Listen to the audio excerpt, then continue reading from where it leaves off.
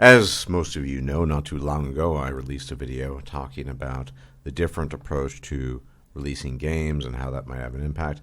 I may have in fact been wrong on the account of Vampire Bloodlines 2, which was predictably announced the previous week. And something I had not taken into consideration, and something I absolutely should have, was the presence of wokeness. Now, we all know what I mean when I say woke or wokeness. I'm talking about that insidious influence of so-called SJW culture, far leftism, however you want to term it, making its way into the game, creeping ever so slowly, or in this case so quickly, into the game. And I don't want to go into all the details because this video is about something else in essence, but needless to say, various intimations were made at multiple gender pronouns, political battles, doing the right thing, not punching down, etc., etc. And we all know this is the type of rhetoric we've come to expect from these pernicious purveyors of quote-unquote progressive politics. And it doesn't really surprise me. I also had a good gander at the people on the stage, and many of them, particularly the females, had the standard fare weird hair color, meaning you knew exactly what you were getting when you saw them. And lo and behold, you look at their Twitters and their biographies, and you see again what you were expecting. So, that is a problem. Other information offered was the need to make the game compatible with, effectively, the current year. The old game, released in 2004, was from a different time, and nowadays people need to be sensitive to the realities people face and their hardships and struggles. And the whole time I was reading this and hearing this, I was thinking, by the gods, do these people know anything about the setting? This setting, the world of darkness, includes Vampire the Masquerade, Werewolf the Apocalypse, Mage the Awakening, Changeling, all manner of supernatural creatures, right? This setting is filled, one, with all sorts of politics, native politics, that is the politics from the core sources, the information given to you as you read about the campaigns and the history and the background. Tons of politics, tons of different factions, tons of struggles, tons of decisions you can make, right? And there is a lot of nastiness in this setting, the world of darkness. The clue to that is to be found in the title, World of Darkness.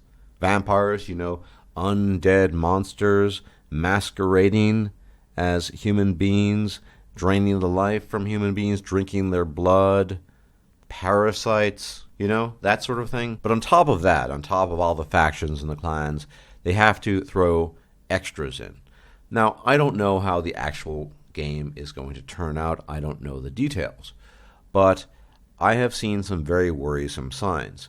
Now, as I've said, the game is based on the pen and paper game, Vampire the Masquerade. And Vampire the Masquerade 5th edition was released last year. To boot, the people working on the video game had stated that they were working closely together with the people working on the pen and paper. And if you want to hear or see a pretty horrendous indication of what I'm talking about, then brace your eyes and ears, for what I'm about to say may not shock you, but it certainly will displease you. Now, some of this will involve some jargon from the game, but even if you know nothing about the setting, nothing about the game, you will instantly hear and see what I'm talking about.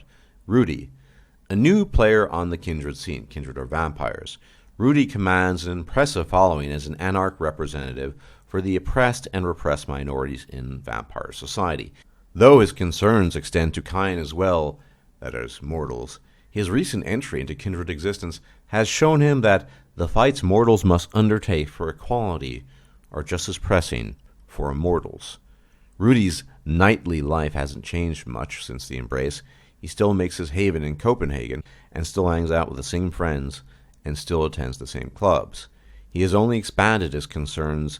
In addition to advocating for his fellow mortal minorities, he now champions gangrel, that's clan, kept out of havens and feeding grounds by sprawl, stands up for female kindred in cities run by traditionally misogynistic elders, and encourages the adoption of progressive norms over tradition wherever possible. Some might think Rudy's combination of practicing Islam and unabashed queerness contradictory, but few challenge the bare gangrel with this notion. Fast becoming the animal du jour, Rudy wins fellow discontented kindred over with his targeted approach against elitists and Camarilla hardliners. Some European princes fear he will lead a crusade in years to come in an attempt to level the establishment. So as I said, you don't need to know all the lore. I don't really need to add to it. Now, that is a legitimate entry, apparently, in Vampire Masquerade 5th edition, but it's so memey and so retarded that you might as well think it's a 4chan meme. It's not.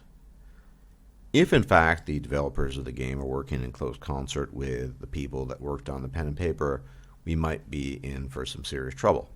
But at the end of the day, we don't know, and I will assume that we don't know until it is released.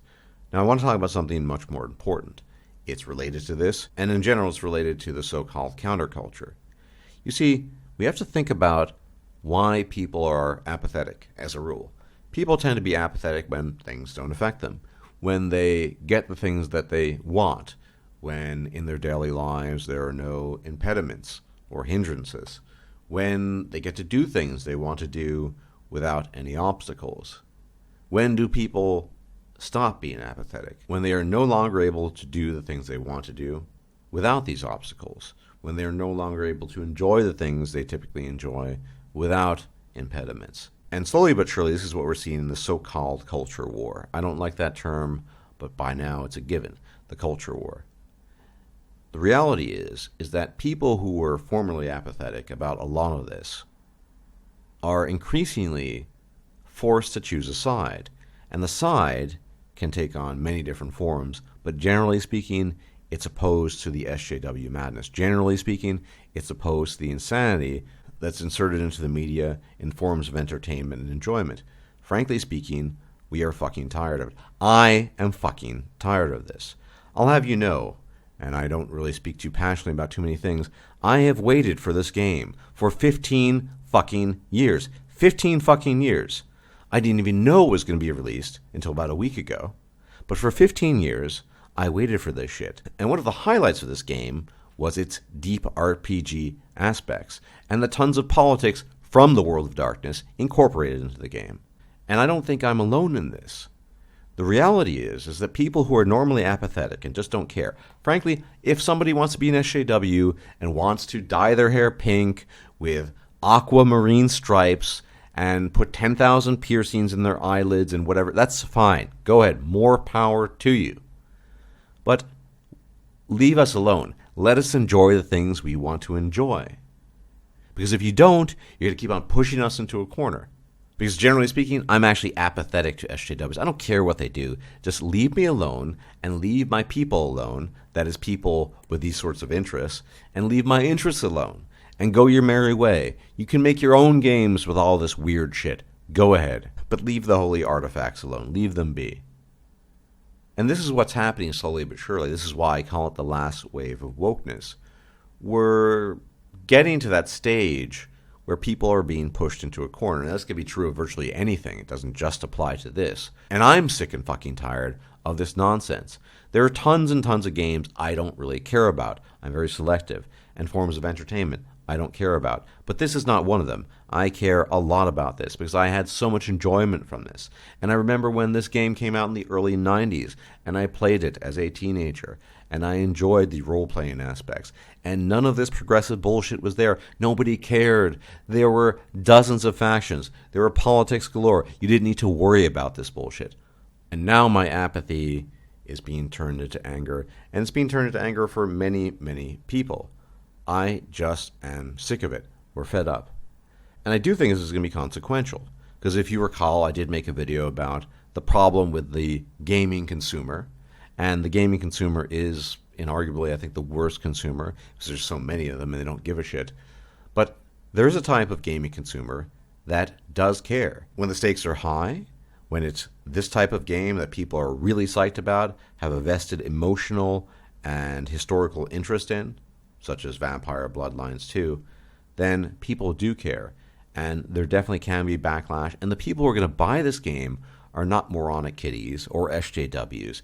It is the traditional crowd that always enjoyed this stuff to begin with. So why keep on doing this? They don't realize it, but slowly but surely they're arousing the tiger. Slowly but surely they're pushing people into corners and there's no other place to go. People wait effectively for 15 years for the release of a game that is near and dear to our hearts. It is niche. It is not a very popular genre, admittedly, but we like that genre. We love that genre. And they poison it. They poison it in advance. I'm not saying the game won't be good. Maybe this stuff will be minimal. But the signs portend otherwise. And I think we are going to see in the next few years an end to the apathy. It won't just be a few people on YouTube or on a blog or online getting pissed off about this shit. You will see a rejection of these type of products because the core audience, people who have a vested historical emotional interest in these genres, these types of games, and other forms of entertainment, we're just not going to bother anymore. It's going to be a bit like the boy who cried wolf, right? First time he cries wolf, everyone comes running. Second time, some people still do.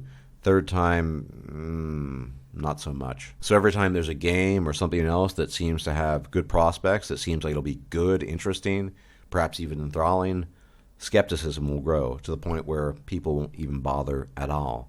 When that happens, everyone will lose out because these games will cease to exist, and the people who enjoy them will be so skeptical and so opposed to the possibility of perversion and corruption that it won't even be worth it to make them anymore. Anyway, thanks for tuning in. More to come, hopefully, if I'm still alive.